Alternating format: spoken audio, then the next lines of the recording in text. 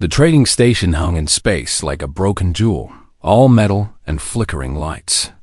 Marcus Chun stood at the docking bay window, watching ships come and go. His reflection stared back at him, a tired man with scars on his face and too many memories in his eyes. He was waiting for a client, though the message had been strange, anonymous, high pay. Escort mission to dangerous space. Marcus did not trust anonymous clients, but his account was running low. 3 months since his last job, and the bills kept coming. He touched the old military jacket he wore, feeling the weight of what he used to be. A soldier. A protector. Now just a man for hire. The door behind him opened with a soft hiss. Marcus turned, his hand moving automatically to the weapon at his hip. Then he stopped. She was beautiful in a way that made his human eyes hurt. Her skin seemed to be made of crystal, catching the station's lights and breaking them into rainbows. She was taller than Marcus by half a foot, with flowing robes that moved like water. Her eyes were silver, without pupils, and they looked at him the way someone might look at a stray animal. "You are the human?" Her voice was musical, but cold. "Marcus Chun, you're my client? I am Princess Larius of the Zephyrian Royal House." She said it like he should bow, or maybe run away. "You will escort me through the contested rim. We leave in 1 hour." Marcus raised an eyebrow. A princess. That explained the anonymity, but not why a princess needed a human mercenary. The Zephyrians were one of the most powerful empires in known space. They had fleets that could crack planets and technology that made human ships look like toys. They also thought humans were primitives, barely worth noticing. "With respect, Your Highness, why me? Your people have better security than anything I can offer." Lyrinus's crystalline features shifted into what might have been a frown. "This mission requires discretion. My family's guards are loyal, but loyalty can be bought. You, human, are unknown, expendable, and your people have a reputation for being difficult to kill." Expendable. Marcus had been called worse, but it still stung. He thought about walking away, about finding a job that did not involve alien royalty and their problems. But the payment she offered could keep him fed for a year. Maybe longer. Where are we going? That is not your concern. You will protect me. You will follow my orders. You will not ask questions. She turned toward the docking bay. 1 hour, human. My ship is in Bay 12. Marcus watched her go, her robes trailing behind her like water. He sighed and picked up his gear bag. This was going to be a long trip. The ship was beautiful, of course. Everything Zephyrian was beautiful. It looked like a piece of art, all smooth curves and glowing panels. Inside, it smelled like flowers Marcus had never seen. Lyrinus was already in the pilot's seat, her long fingers dancing over controls that made no sense to Marcus's eyes. "Strap in, human. We leave now." "Marcus." "My name is Marcus." She did not respond. The ship lifted smoothly, leaving the station behind. Through the window, Marcus watched the stars stretch and blur as they jumped to faster-than-light travel. He had never gotten used to that feeling, like falling and flying at the same time. For 3 days, they traveled in near silence. Lyrinus piloted the ship with casual skill, barely looking at Marcus. She ate her meals alone in her cabin. She did not explain where they were going or why. Marcus kept to himself, checking his weapons, reading old books on his datapad, trying not to think about how small the ship felt. On the 4th day, things changed. Marcus was in the cargo hold, running maintenance on his armor when the ship's alarm screamed. He grabbed his rifle and ran to the cockpit. Lyrinus was bent over the controls, her silver eyes wide. "What's happening?" "We're being followed. 3 ships, unknown configuration. They're jamming our communications." For the first time, her voice showed emotion. Fear. Marcus looked at the scanner. 3 ships, closing fast. They were smaller than Lyranus's vessel, but they had weapons. Lots of weapons. Can we outrun them? No. This is a diplomatic ship, not a warship. Their fingers flew over the controls. They're targeting our engines. Marcus thought fast. His mind slipped back into old patterns, the ones from his military days. Assess, plan, act. Do you have any weapons on this ship? 2 defensive turrets. They're automatic. Can you give me manual control? Lyranus looked at him like he was insane. You think you can fight 3 ships with defensive turrets? I think we're dead if I don't try. Marcus met her silver eyes. Trust me. She hesitated. Then her hands moved across the controls. Done. But this is foolish, human. Marcus dropped into the gunner's seat and grabbed the controls. They felt wrong in his hands. Too smooth, too light. But weapons were weapons. He had been shooting things since he was 18 years old. The 3 ships opened fire. Energy beams cut through space, splashing against the shields. The ship shook. Lyranus fought to keep them stable while Marcus aimed and fired. The first shot missed. The second clipped one of the attacking ships, making it spin away. The third hit clean, and the ship exploded in a ball of fire and metal. Impossible, Lyranus whispered. Marcus did not answer. He was already tracking the second ship. It was faster, more careful. It danced around his shots, getting closer. He could see its weapons charging for another strike. Then Marcus did something stupid. He stopped aiming at the ship and aimed at the space in front of it. He fired 3 times, creating a wall of energy. The enemy ship flew right into it and died. The third ship turned and ran. The cockpit was silent, except for the beeping of the cooling systems. Marcus's hands were shaking. He hated that they shook, but they always did after a fight. Old wounds, old memories. How did you do that? Lyranus's voice was different now. Quieter. Training. Experience. Luck. Marcus stood up and rolled his shoulders. Who were they? Lyranus did not answer for a long moment. When she did, her voice was barely above a whisper. I don't know. But someone doesn't want me to reach my destination. And where is that? She looked at him with those alien silver eyes. For the first time, Marcus saw something other than arrogance in them. He saw worry. He saw fear. He saw someone who needed help. I'm investigating rumors of a plot against my mother, the Queen. Someone in the royal court is planning to kill her. Lyranus's hands gripped the controls. I need to find proof before the Grand Assembly in 2 weeks. Before it's too late. Marcus sat down heavily. A plot to kill a queen. Political intrigue. Assassination. This was so much bigger than a simple escort job. He should walk away. He should demand she take him back to the station. But he did not. Maybe it was the money. Maybe it was the look in her eyes. Maybe it was because he had failed to save people before, and some part of him wanted to try again. Okay, Marcus said. Then we better get moving. The investigation took them to places Marcus had never seen. Small colonies on ice moons. Mining stations buried in asteroids. Trading posts where a dozen species mixed and argued and made deals in the shadows. Lyranus knew how to ask questions without seeming to ask them. Marcus knew how to watch, to listen, to spot the lie behind someone's words. They made a better team than either of them expected. On a water world called Deshanine, they found their first real lead. An old Zephyrian merchant who had served in the royal court years ago. His name was Torvash, and he smelled like fear when Lyranus mentioned the Grand Assembly. There are whispers, Your Highness, Torvash said, his crystalline skin dim with age.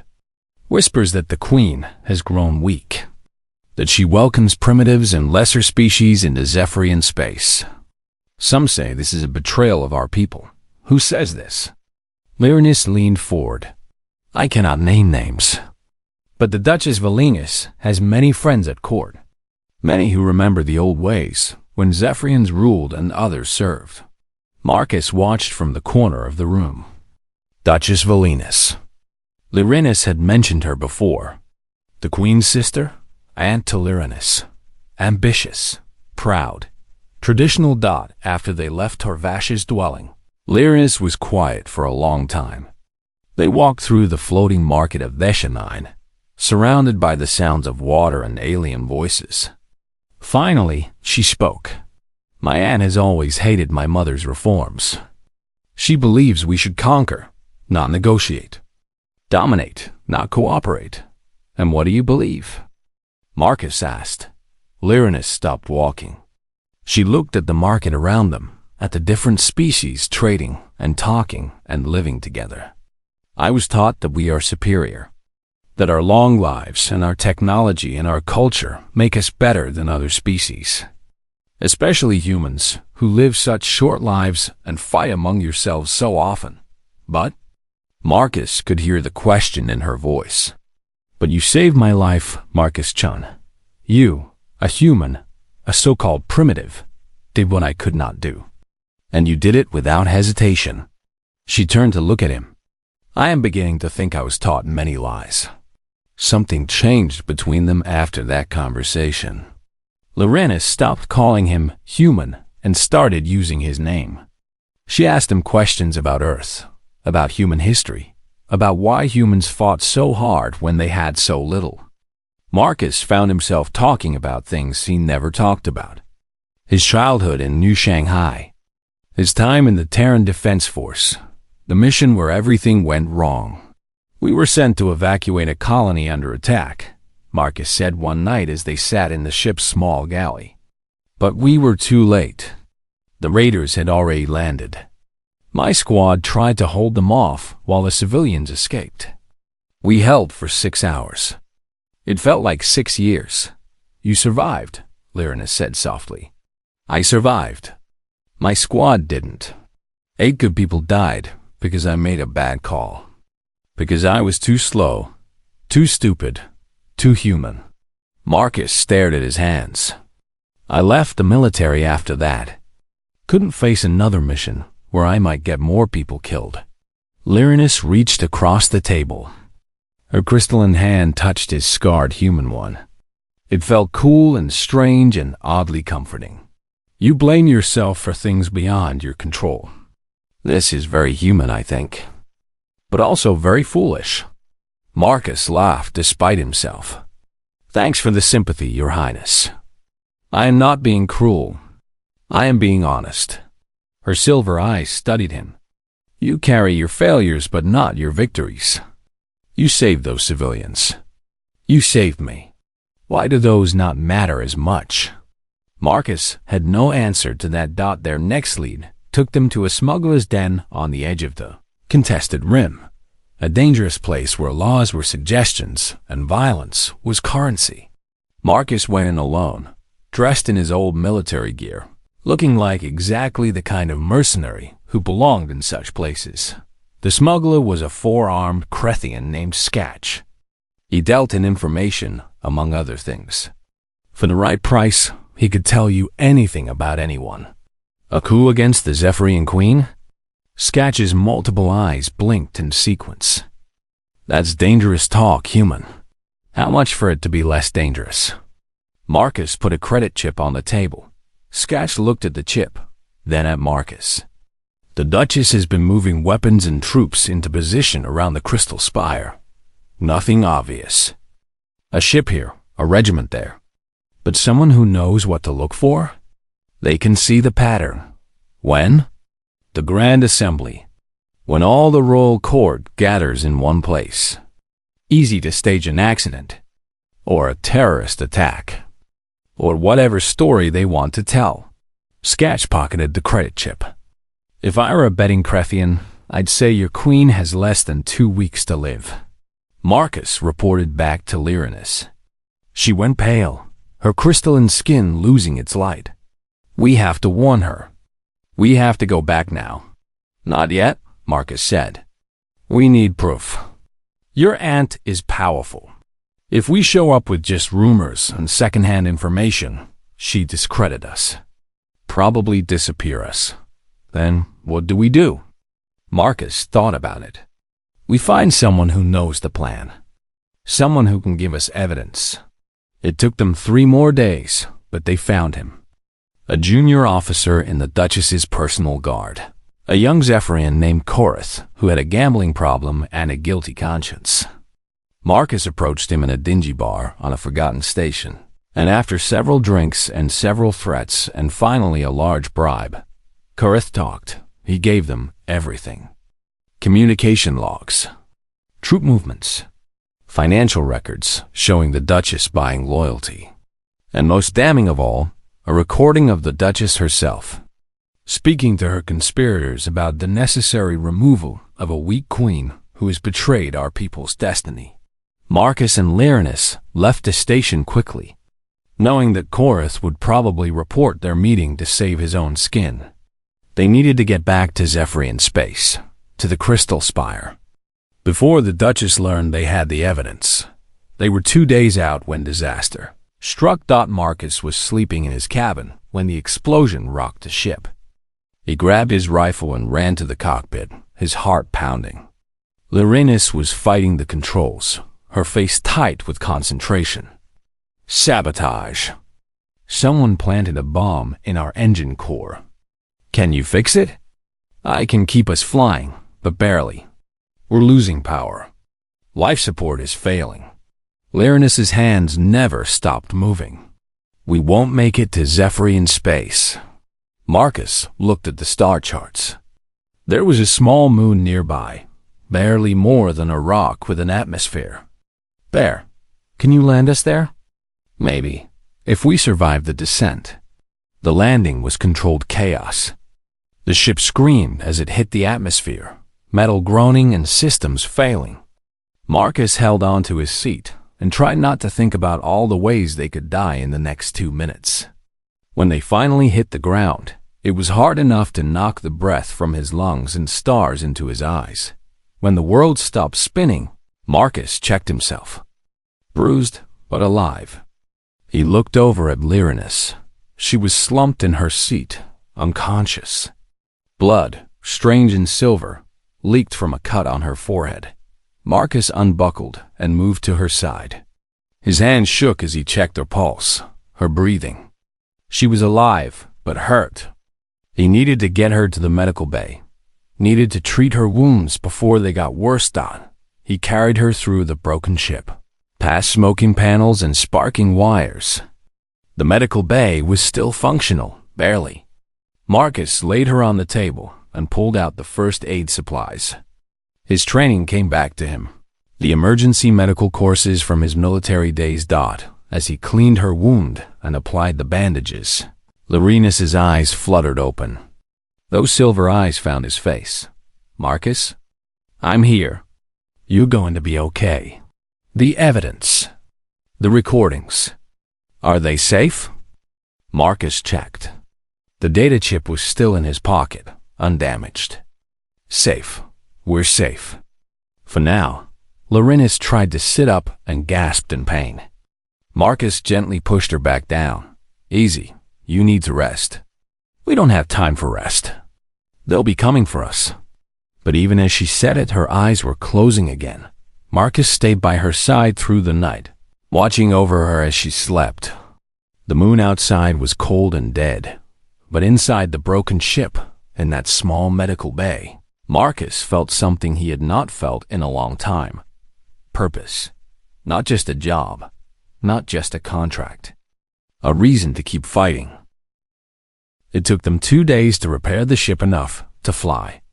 2 days on that cold, dead moon, with only emergency rations and recycled air. 2 days during which Marcus and Lyrinus worked side by side, their hands covered in grease and crystal dust, fixing what could be fixed and praying the rest would hold together. They talked while they worked. About everything and nothing. Lyrinus told Marcus about growing up in the Crystal Spire, about a childhood surrounded by beauty and expectations, about a mother who wanted to change an empire and a father who died when she was young, About the weight of being a princess when all you wanted was to be free.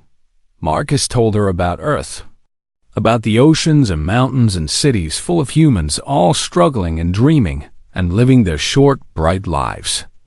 He told her about his mother who wanted him to be a doctor and his father who taught him to shoot, about friends he lost and promises he broke and the guilt that followed him like a shadow. "Do you think we're doing the right thing?" Lyrinus asked on the second night. They were sitting outside the ship, looking up at the stars. "Going back to confront my aunt. We could run. We could take the evidence and broadcast it across the galaxy. Let others deal with it." "We could," Marcus agreed. "But would you be able to live with yourself?" Lyrinus was quiet for a long time. No, I wouldn't." Then we go back. When the ship was barely flight-worthy, they left the moon behind and jumped towards Zephyrian space. The journey took 6 days, every one of them tense, waiting for the engines to fail or enemies to appear. But luck was with them, and when they finally saw the crystal spire ahead, Marcus let out a breath he did not know he was holding. The crystal spire was beyond anything Marcus had imagined. It rose from the planet's surface like a mountain of light, kilometers tall, its walls made of some material that caught the sun and turned it into rainbows. Ships moved around it like birds, and even from space, Marcus could see the gardens and towers and impossible architecture. "Home," Lyrinus whispered. And Marcus heard 1,000 emotions in that one word. They docked at a public port, blending in with the crowds of diplomats and merchants and pilgrims who came to see the capital. Lyrinus wore a hooded robe that hid her face, and Marcus kept his hand near his weapon. They needed to reach the Queen privately before the Duchess knew they were here, that they were not careful enough dawed as they moved through the crowded halls of the lower spire, heading toward the private royal passages. Lyrinus knew. A voice stopped them cold. "Princess Lyrinus." How unexpected. Marcus turned. A dozen guards surrounded them, their weapons drawn. And at their center stood a Zephyrian woman who could only be the Duchess Valenus. She was tall and proud, her crystalline skin darker than Lyrinus's, her silver eyes cold as winter. "Aunt Valenus." Lyrinus pushed back her hood. "I need to see my mother." "I'm sure you do." After running away for weeks, worrying her terribly, the Duchess smiled, but it was not a kind smile. "And you brought a human pet. How very like your mother, welcoming primitives into our sacred halls." Marcus said nothing. He counted the guards, measured the distances, calculated the odds. They were bad. Very bad. "We have information about a threat to the Queen," Lyrinus said, her voice steady. "Let us pass. A threat? How dramatic." Valenus stepped closer. "But I'm afraid I cannot let you disturb Her Majesty. She is preparing for the Grand Assembly. Such important work cannot be interrupted by foolish girls and their primitive toys. I am ordering you as a princess of the royal house. You are ordering nothing, child. Guards, take them to the detention cells. We will sort this out after the assembly." Marcus's hand moved toward his weapon, but there were too many guns pointed at them. Lyrinus grabbed his arm, her eyes pleading. "Not here. Not now." They would die, and the evidence would die with them. They let themselves be taken. The detention cells were beautiful, of course. Everything in the crystal spire was beautiful. Crystal walls, soft light, even a view of the gardens outside.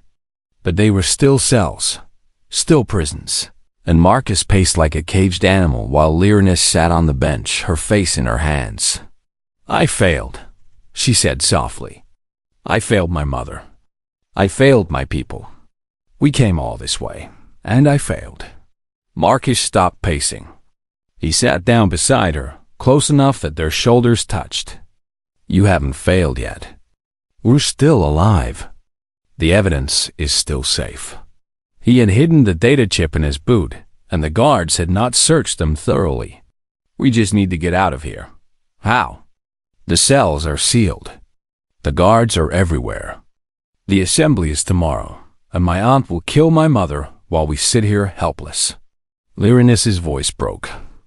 I should have been better, smarter, stronger. Stop that. Marcus turned to face her. You were brave enough to investigate when everyone told you not to.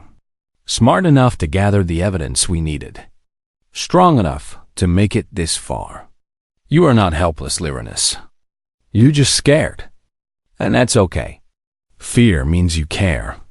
My aunt is right about one thing, Lyranus said bitterly. I am like my mother. I see value in other species when I should see them as lesser. I care about you, a human, when I should see you as a tool.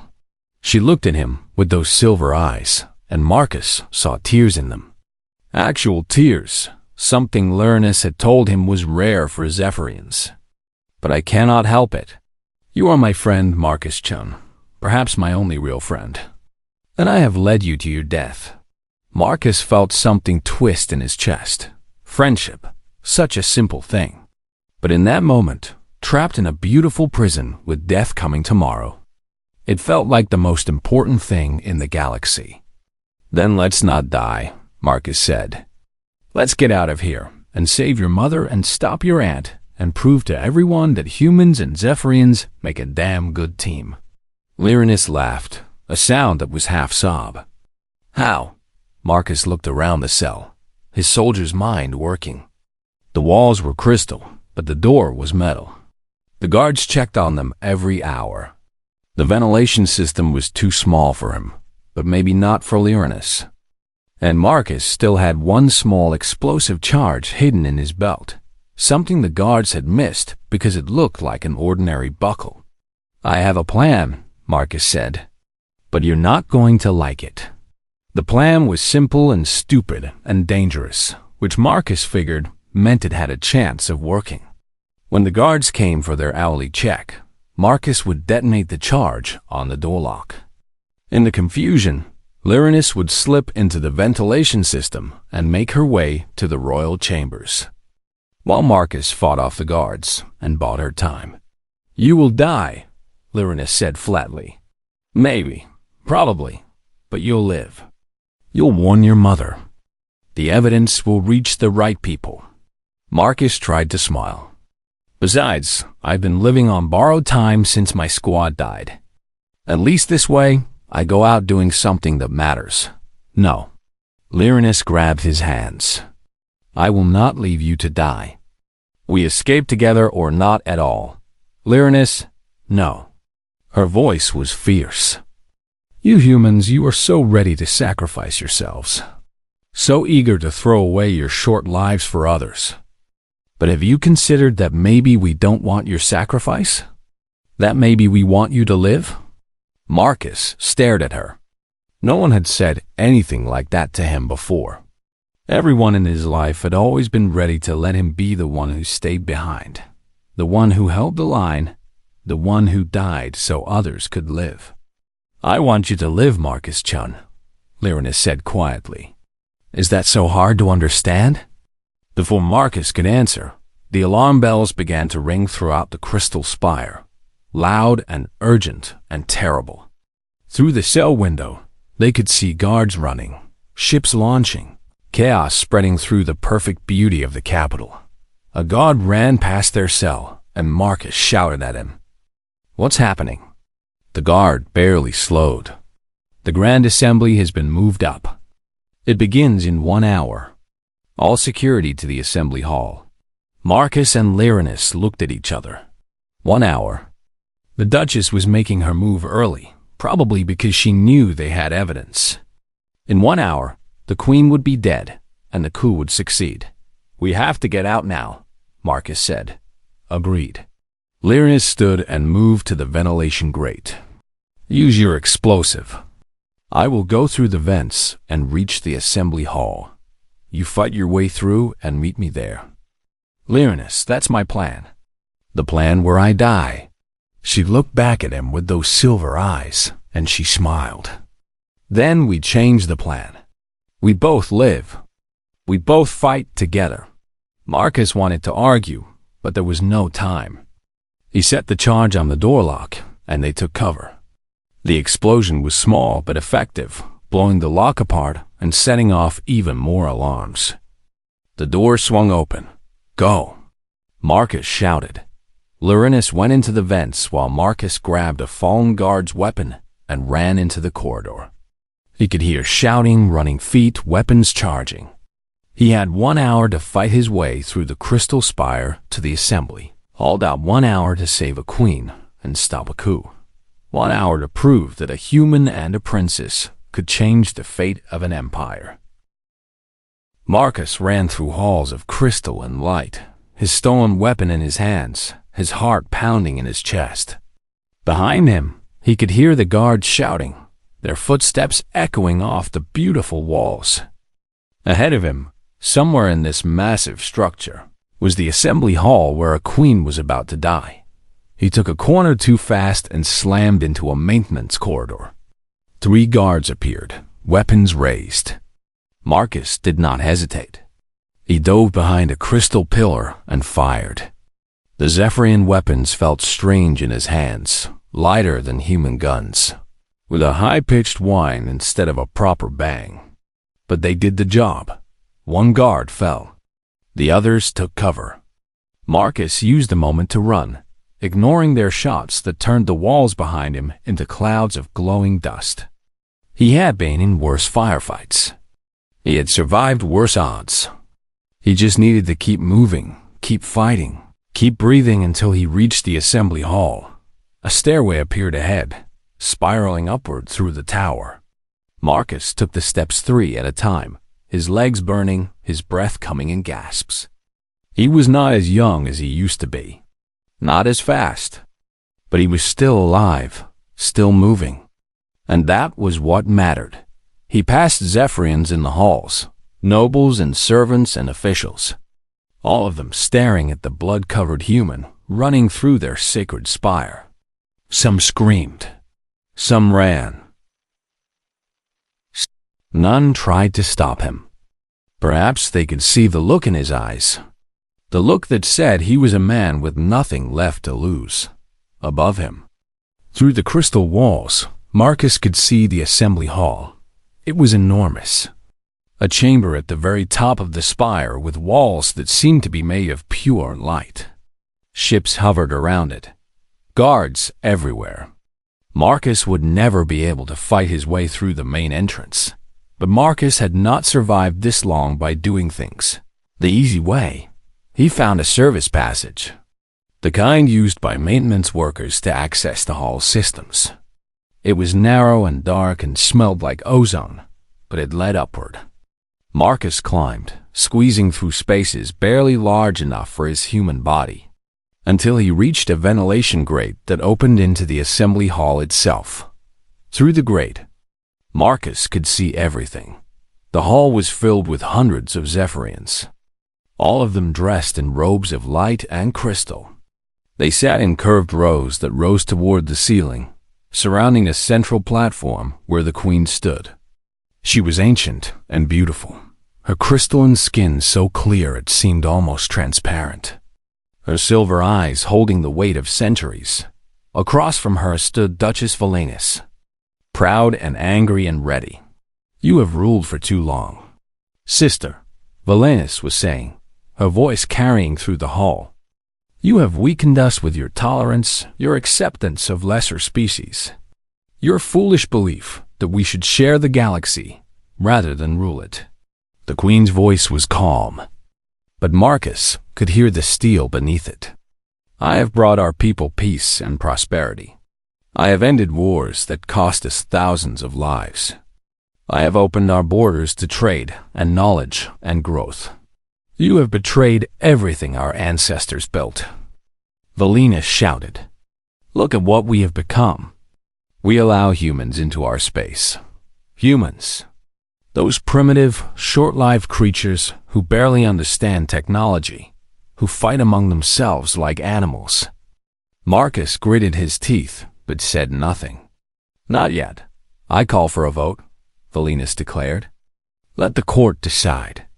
Let the nobles of Zephyria choose between a weak queen who welcomes primitives and a new ruler, who will restore our people to their rightful place as masters of the galaxy. The hall erupted in noise. Some nobles stood and shouted their support for the queen. Others stood for Valinus. The court was splitting right down the middle, exactly as Valinus had planned. In the chaos, Marcus saw movement. Guards loyal to Valinus were positioning themselves around the queen, their weapons hidden but ready. This was it. The moment of the assassination.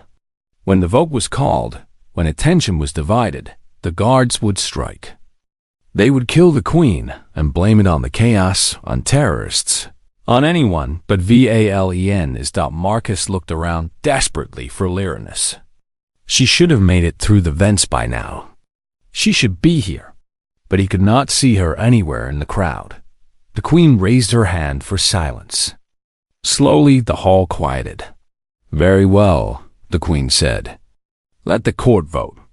But before they do, let us hear from those who would speak." Valinus smiled. "I have much to say." The doors to the assembly hall exploded inward. Marcus moved. He kicked out the ventilation grate and dropped into the hall, hitting the ground hard. Every eye turned to him. Every weapon pointed at him. The human, covered in blood and dust, standing in the most sacred hall in the Zephyrian Empire. "Don't shoot!" A voice rang out. Lyranus emerged from the crowd, pushing through the nobles, her robe torn, her face desperate. "That is my companion." Valinus laughed. "Your companion? A human?" She turned to the court. You see how the royal house has fallen. The princess herself brings primitives into the assembly hall. That primitive saved my life." Lyranus shouted back. She moved to stand beside Marcus, her hand reaching for his. "He protected me when assassins tried to kill me. He fought beside me when we uncovered a plot against the queen. He is braver and more loyal than any noble in this hall." "A plot?" The queen's voice cut through the noise. "Daughter, what plot?" Valinus moved fast. She gestured to her guards. "Seize them both. They speak treason." The guards moved forward, but Marcus raised his weapon. "Anyone takes one more step, I start shooting." His voice was calm, cold, the voice of a soldier who had killed before and would kill again. The guards hesitated. The queen descended from her platform, moving with the grace of her species, until she stood before Marcus and Lyranus. Those ancient silver eyes studied Marcus, seeing past the blood and the weapon to the man beneath. "Who are you?" the queen asked softly. Lyranus stepped forward. Her hand was still holding Marcus's, and she did not let go. "He is Marcus Chun. He is human. He is a mercenary and a soldier and a protector." She turned to look at him, and Marcus saw everything in her eyes. Trust, friendship, something deeper that neither of them had words for. "He is my human companion." The hall was silent. Every Zephyrian was watching, waiting to see what the queen would do. This moment would define everything. Would she accept a human in the assembly hall? Would she listen to what they had to say? Or would she side with tradition, with the old ways, with the belief that humans were lesser? The queen looked at Marcus for a long moment. Then she looked at Lyranus. Then she looked at Valinus. "Speak," the queen said to Lyranus. "Tell me of this plot." Valinus's face went dark. "Sister, you cannot seriously. I will hear my daughter." The queen's voice was thunder. "Speak, Lyranus, and know that if you lie, there will be consequences." Lyranus took a breath. "Duchess Valinus has been planning a coup. She has moved troops into position around the Crystal Spire. She has bought the loyalty of half the court with promises of power and a return to the old ways. She plans to assassinate you today, during the assembly, and blame it on terrorists of foreign powers. Then she will take the throne and lead our people back to war and conquest." The hall erupted. Nobles shouted. Guards looked at each other, uncertain. Valinus's face was a mask of rage. Lies. Valinus screamed. All lies spoken by a foolish girl and her primitive pet. We have proof, Marcus said. He reached into his boot and pulled out the data chip. Communications between the Duchess and her conspirators. Financial records. Troop movements. And a recording of the Duchess herself discussing the assassination. The Queen took the chip. She inserted it into a holographic projector. The recording played. Valinus's voice filled the hall. The Queen has grown weak. She welcomes primitives and lesser species into our sacred space. She negotiates when she should conquer. She is a betrayal of everything our people should be. We must remove her. For the good of the Empire. For the future of our species. The recording ended. The silence was absolute. Valinus looked around at the court, at the nobles who had supported her, at the guards who had sworn loyalty to her. She saw the shock on their faces, the realization that they had been used. So what if I said those things? Valinus's voice was defiant. They are true. Look at us. We let humans walk our halls. We treat with species that should be our slaves. We have forgotten what it means to be Zephyrian. We have forgotten what it means to be cruel, the Queen said quietly. We have forgotten what it means to value power over life, conquest over peace, pride over compassion. She looked at Marcus. This human has shown more honor than you, sister. He has protected my daughter without thought for his own life. He has fought for justice without seeking power. He has proven that worth is not measured by species or lifespan, but by the choices we make. Then, you are a fool, Valinus hissed. And I will not wait for you to lead our people to ruin. She moved her hand in a signal. The guards loyal to her raised their weapons, pointing them at the Queen, at Lyranus, at Marcus. A dozen weapons, all charged and ready to fire. Marcus pushed Lyranus behind him. His own weapon was raised, but he knew the math. He could maybe take down 3 guards before they killed him. Maybe 4 if he was lucky. But he could not stop them all. So he would die here, in this beautiful hall of crystal and light, protecting a princess and a queen. He would die doing something that mattered. That was enough. But before anyone could fire, the Queen did something Marcus did not expect. She spread her arms wide, placing herself between her enemies and her. The guards dragged Duchess Valinus away. She did not go quietly. She screamed threats and curses, promising that her supporters would rise up, that the Empire would burn, that humans and all lesser species would be purged from Zephyrian space. But her words were empty now. Just the desperate cries of someone who had gambled everything and lost. The assembly hall remained silent as she was taken away. Then, slowly the nobles began to talk among themselves. Some looked ashamed. Others looked relieved. A few looked angry, as if they wished Valinus had succeeded. But none of them moved against the Queen. Marcus lowered his weapon. His hands were shaking again, the adrenaline leaving his body in a rush.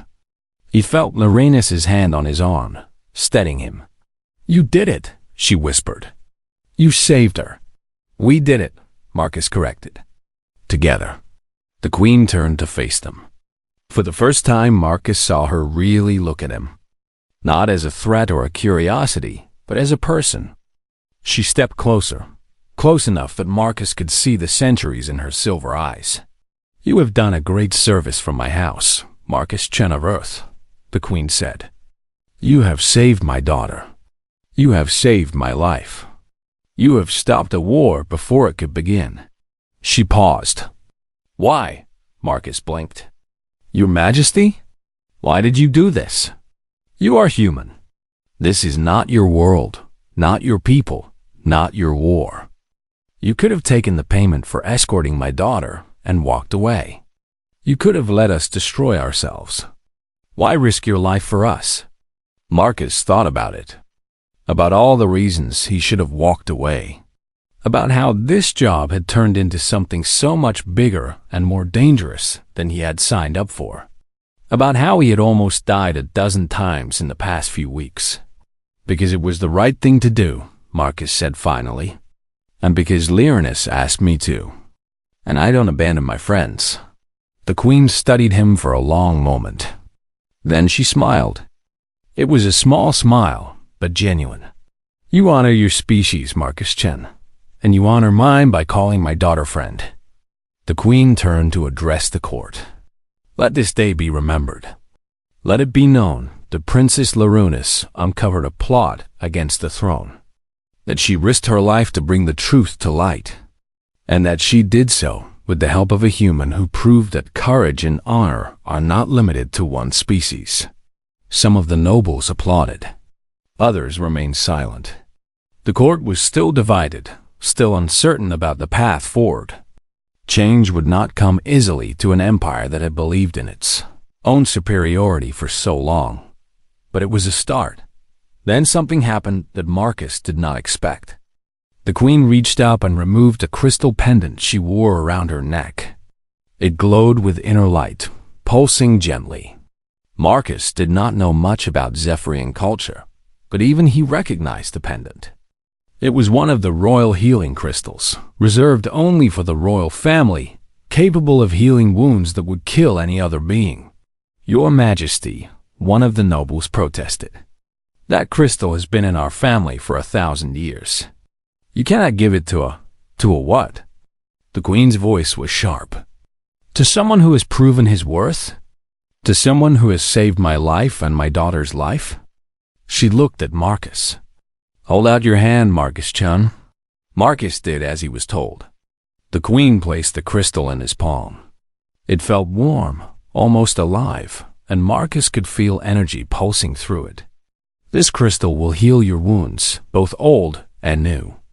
It will ease your pain and extend your life. But more than that, it is a symbol, a reminder that you are welcome in this empire, in this court, in my presence. Any who harm you harm the royal house itself. Marcus did not know what to say. The crystal in his hand was probably worth more than he would earn in 10 lifetimes. And the Queen had just made him a human mercenary, untouchable in Zephyrian space. I don't deserve this, Marcus said quietly. You are wrong, Lyranus said, stepping forward. You deserve this and more. You saved us. You believed in us when we did not believe in ourselves. You showed us that there is strength in compassion, honor in service, and that true nobility has nothing to do with birth or species. The Queen nodded. My daughter speaks true. You have shown us a better path, Marcus Chen. The question now is whether you will walk that path with us. Your Majesty, I offer you a position. Royal Guardian. You would serve the crown, protect my family, and stand as an example of what humans can be. The Queen's silver eyes studied him. It is a dangerous position. There are many in this court who still believe, as Valinus did. They will see you as a symbol of everything they hate. They may try to kill you. So basically like every other day of my life, Marcus said, and was surprised when the Queen laughed. Indeed. So what is your answer, Marcus Chun? Will you serve? Marcus looked at Lyranus. She was watching him with those silver eyes, hope and fear mixed together on her face. He thought about everything that had happened. The ambush, the investigation, the firefights and the crashes and the desperate race to save a queen. He thought about how Lyranus had changed from a dismissive princess to someone he would die for. He thought about how, for the first time in years, he felt like he belonged somewhere. I accept, Marcus said. On one condition. The court gasped. No one made conditions with the Queen, but the Queen herself simply raised an eyebrow. Speak your condition. Princess Lyranus is assigned to work with me. As a partner, not a charge. She's brave and smart, and she deserves to be part of the work ahead, not locked away in a tower for her own safety. The Queen looked at her daughter. Lyranus stood straighter, meeting her mother's gaze. You wish this? The queen asked Lyranus. I do. I have spent my life being protected, being sheltered, being told what I should think and feel and believe. But these past weeks with Marcus have taught me more about myself and my people than a lifetime in the palace ever could. I want to help rebuild what we have broken. I want to stand beside those who fight for a better future. The queen was silent for a moment. Then she nodded. Very well. Princess Lyranus will work with royal guardian Marcus Chun. Together, you will represent this court, investigate threats to our peace, and serve as a bridge between our people and others. The ceremony that followed was long and formal and full of words Marcus did not understand. But at the end of it, he wore the silver badge of the royal guardian on his chest. And Lyranus stood beside him, equally honored as the assembly dismissed and the nobles filed out. Lyranus and Marcus found themselves alone in a quiet corner of the hall. The sun was setting outside, casting rainbow light through the crystal walls. Thank you, Lyranus said softly. For what? For believing in me? For not leaving me to fight alone? For showing me that I am stronger than I knew? She looked at him. For being my friend. Marcus smiled. You did the same for me. I had given up, you know. After my squad died, I thought I was broken, useless. But you reminded me that there are still things worth fighting for. They stood together in the fading light, a human and a Zephyrian looking out over a city that was both ancient and new. Below them, the crystal spire stretched away into the distance, full of people going about their lives, unaware of how close they had come to war. What happens now? Lyranus asked. Now we work. We hunt down the rest of Valenus's conspirators. We help your mother implement reforms. We deal with all the nobles who still think humans are primitives. Marcus chuckled. It's going to be a mess. A glorious mess, Lyranus agreed. She hesitated, then added, Marcus, when my aunt asked who you were, I called you my human companion. But you are more than that. You are my partner, my equal, my friend, Marcus finished. I know. You're mine too. They stood in comfortable silence for a while. Then Marcus felt the crystal pendant around his neck pulse with warmth. The old aches in his bones were fading. The scars on his body were healing. The Queen's gift was already working, extending his life, easing the pain he had carried for so long. How long do humans live? Lyranus asked suddenly. With this crystal? Maybe 150 years. 200, if I'm lucky. And Zephyrians live for thousands of years. Lyranus's voice was sad. I will watch you grow old and die while I remain young. Maybe, Marcus said. Or maybe we'll both die in a firefight next week. Or maybe human medicine will advance and I'll live for centuries. Or maybe it doesn't matter. He turned to look at her. We have time, Lyranus. However long it is, we have time to make a difference. To change things. To prove that different species can work together, can care about each other, can build something better than war and conquest. Lyranus smiled. Why did you become so wise, Marcus-chan? I'm not wise. I'm just a mercenary who got lucky. Marcus grinned. Lucky enough to meet a princess who taught me that humanity's strength isn't in how long we live, but in how fiercely we live it. And you taught me that true strength is not in believing you are superior, but in recognizing the worth in others. Lyranus reached out and took his hand. We make a good team. The best, Marcus agreed. They turned and walked out of the assembly hall together, out into the city below where their new work waited. Behind them, the sun set over the crystal spire, painting the sky in colors that had no names in any human language. And ahead of them stretched the future, uncertain and dangerous and full of possibility. A human and a princess. A mercenary and a royal. Two people from different worlds who had found something.